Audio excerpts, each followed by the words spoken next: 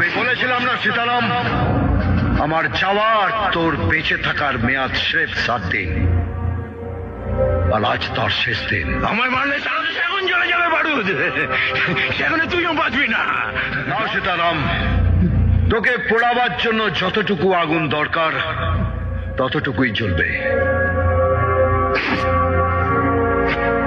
এই, এই, এই, আমাকে মারবি না।